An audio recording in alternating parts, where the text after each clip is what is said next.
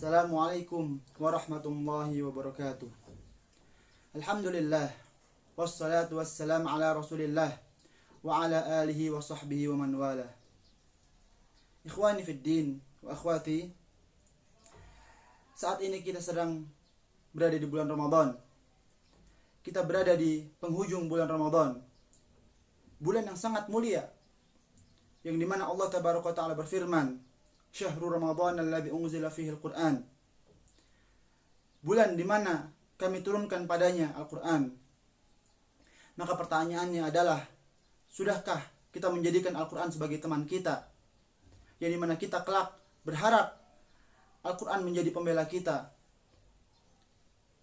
Sebagaimana sabda Nabi SAW, Al-Qur'an hujjatun laka au alaika. Al-Qur'an hujjatun laka au alaika. Al-Quran kelak akan membelamu atau justru menyerangmu. Sudahkah kita menjadikan Al-Quran sebagai teman kita? Sudahkah kita menjadi keluarga Allah yang dimana Rasulullah SAW kabarkan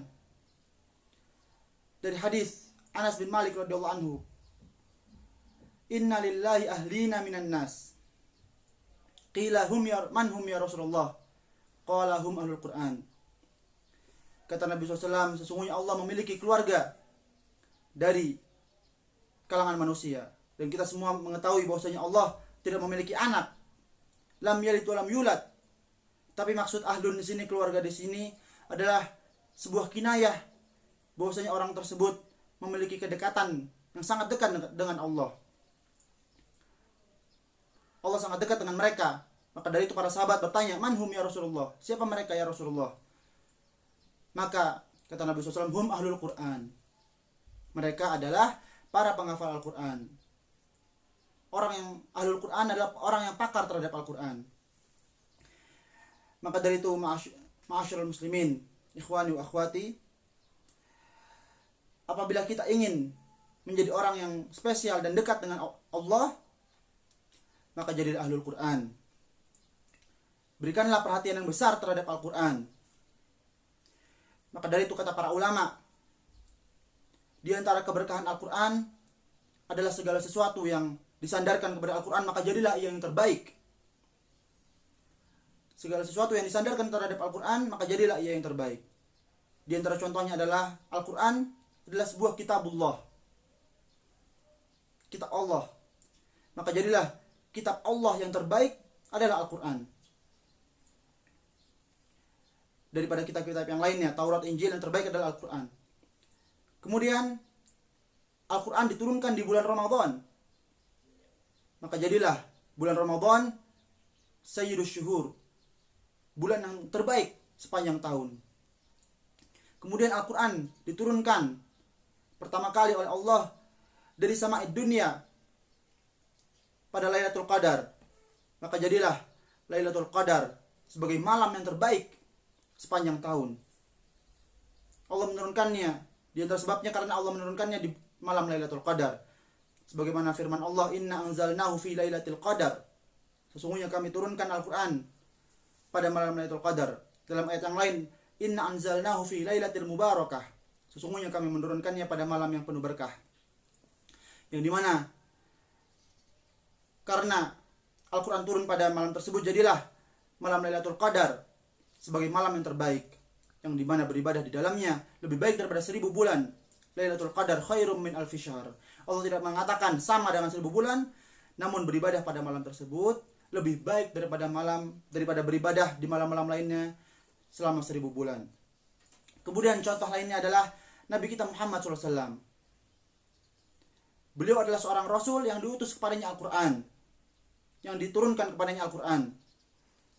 Maka jadilah beliau Sayyidul Anbiya wal Mursalin, para nabi dan para pemimpin para nabi dan para rasul. Di antara sebabnya adalah karena Al-Quran diturunkan kepada Nabi Muhammad SAW. Kemudian kota Mekah. Kota Mekah adalah kota yang terbaik di dunia ini. Di antara sebabnya adalah karena ketika Allah turunkan Al-Quran dari sama'id dunia, itu langit pertama, langit yang paling bawah, Allah turunkan Al-Quran pertama kali, maka Allah memilih kota Mekah sebagai tempat diturunkannya Al-Quran pertama kali dari sama dunia. Maka jadilah kota Mekah, tanah suci, kota terbaik di dunia ini. Maka dari itulah kata para ulama, di antara keberkahan Al-Quran, maka sebuah kaidah, segala sesuatu yang disandarkan kepada Al-Quran jadilah ia yang terbaik. Dan ini merupakan keberkahan Al-Quran. Maka dari itu, ikhwani fiddin wa akhwati, apabila kita ingin menjadi seorang yang terbaik, maka jadilah ahlul Quran. Berikanlah perhatian yang besar terhadap Al-Quran. Kita meraih keterbaikan dengan Al-Quran. Dan ini telah diajarkan oleh Nabi Muhammad SAW. Kata Nabi SAW, khairukum man ta'allama Al-Quran wa 'allamahu. Sebaik-baik kalian adalah orang yang mempelajari Al-Quran dan yang mengajarkannya. Nabi SAW pun bersabda dalam hadis, Inna Allah yarfa'u bihadzal kitab aqwaman wa yadha'u bi akharin. Sesungguhnya Allah memuliakan sebagian kaum dengan sebab kitab ini, yaitu Al-Quran, wa yadha'u bi akharin. Dan Allah menghinakan sebagian kaum karena mereka menghinakan Al-Quran. Maka hadis ini sebagai penguat hadis yang telah disebutkan di awal dari Abu Malik Al-Asy'ari, Al-Quran hujjatun laka au alaika. Al-Quran kelak akan membelamu atau justru akan menyerangmu. Maka dari itu ikhwani wa akhwati fiddin, hendaklah kita berusaha sekuat mungkin agar kelak Al-Quran dapat bermanfaat bagi kita di akhirat kelak. Agar Al-Quran dapat membela kita dan bukan menyerang kita. Karena meskipun pada asalnya Al-Quran akan memberikan syafaat kepada para pembacanya, sebagaimana hadis dari Abu Umamah, Iqra al-Quran fa innahu ya'ti yaumal qiyamah syafi'an li ashabihi. Kata Nabi SAW, bacalah Al-Quran karena sesungguhnya Al-Quran akan datang pada hari kiamat dan memberikan syafaat kepada para pembacanya. Namun seorang yang ingin mendapatkan keutamaan ini, ia dituntut bukan hanya sekedar membaca saja, namun harus memenuhi 3 syarat. Syarat yang pertama adalah membacanya, yang kedua mempelajarinya, dan yang ketiga mengamalkannya.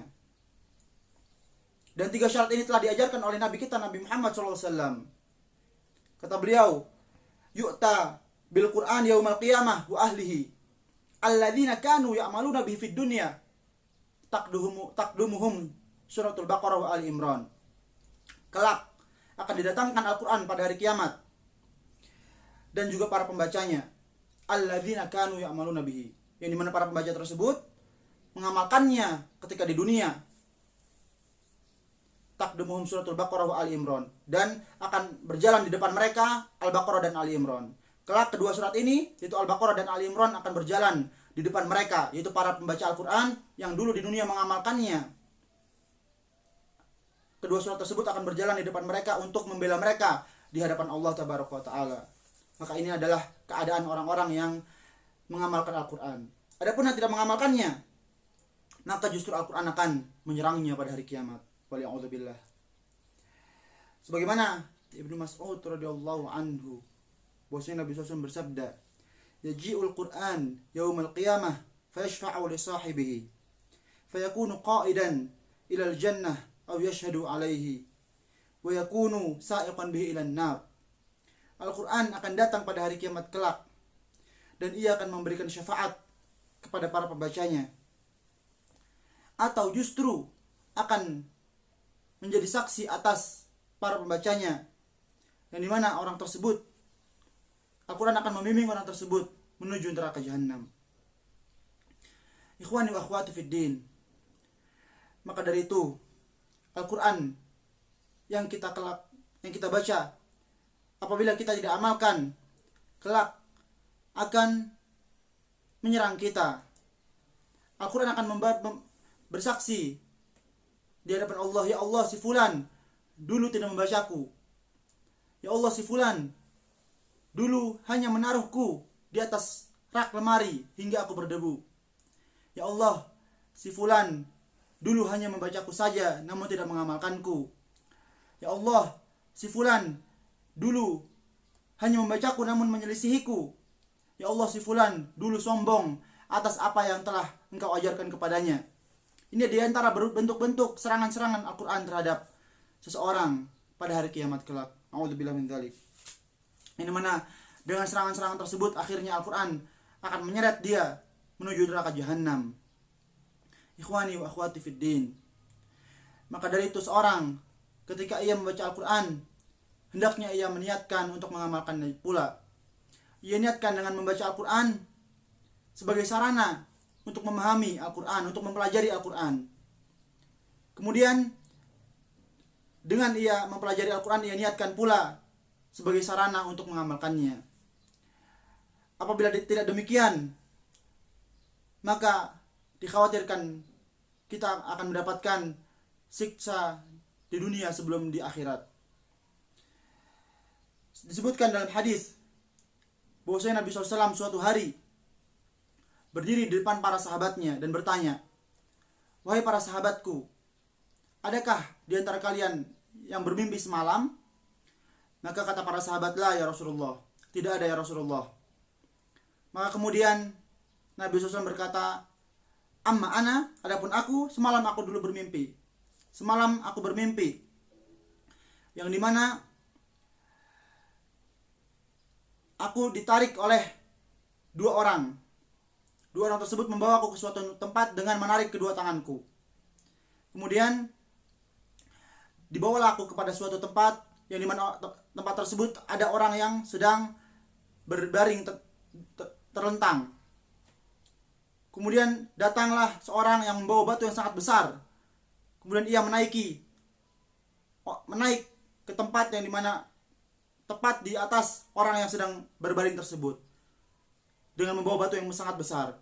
Kemudian ia lemparkan batu tersebut dari atas hingga pecahlah kepala orang yang sedang berbaring terlentang tersebut dan menggelindinglah batu ke bawah. Kemudian orang yang berada tepat di atas orang yang sedang berbaring, ia pun turun ke bawah hendak mengambil batu yang tadi menggelinding. Kemudian setelah diambil batu tersebut, maka kembali kepala orang yang pecah tadi kembali seperti semula. Kemudian orang yang tadi membawa batu tadi kembali ke atas hendak melemparkan batu tersebut. Ketika dilemparkan maka pecahlah kepala orang yang berbaring tersebut. Dan ini berulang-ulang hingga hari kiamat, ila yaumil qiyamah. Dan ini adalah merupakan azab kubur di alam barzakh. Maka Nabi Muhammad SAW pun bertanya, "Manhum?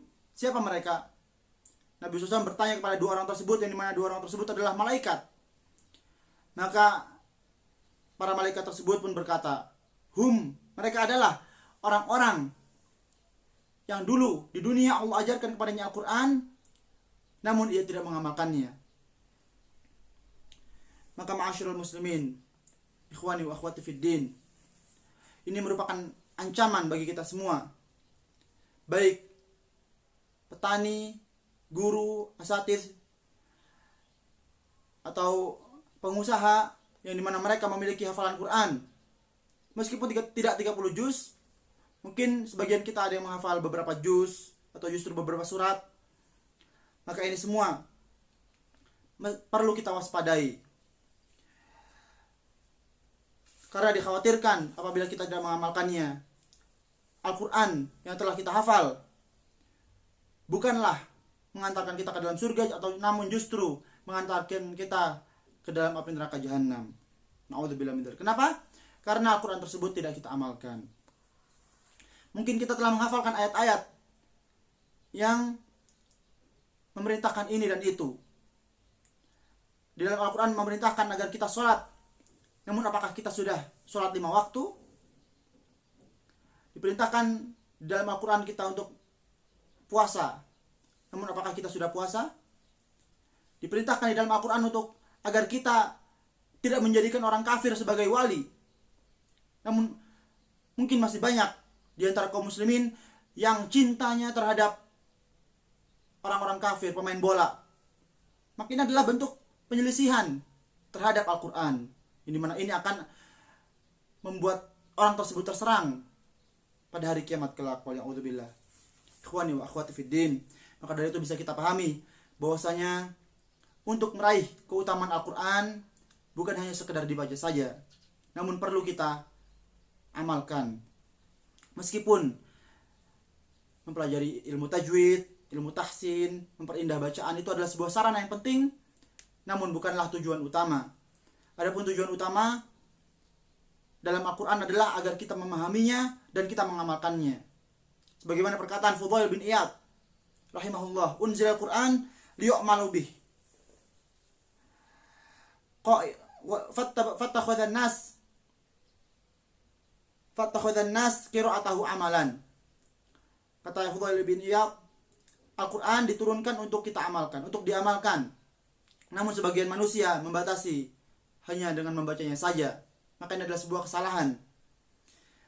Meskipun membaca Al-Quran terdapat di dalamnya pahala yang sangat besar, satu hurufnya seperti kita membaca 10 ayat, 10 kebaikan, maka kita apabila kita membaca alif lam mim dzalikal kitabul la raiba fih, maka kita sudah membaca 20 huruf dan kita akan mendapatkan 200 kebaikan.